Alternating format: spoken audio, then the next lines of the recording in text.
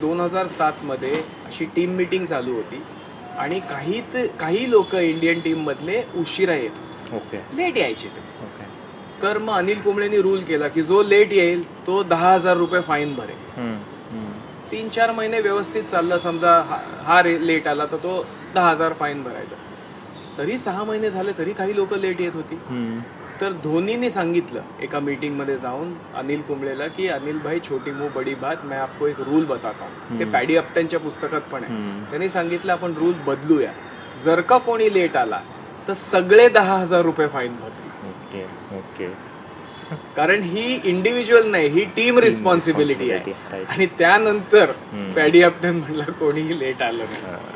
तर छोटीशी गोष्ट आहे बरोबर. की आपण एकट्याचा विचार करतोय का आपण टीमचा विचार करतोय. कारण सगळ्यांना पैसे द्यायची वेळ आली की बरोबर सगळे वेळेवर आले.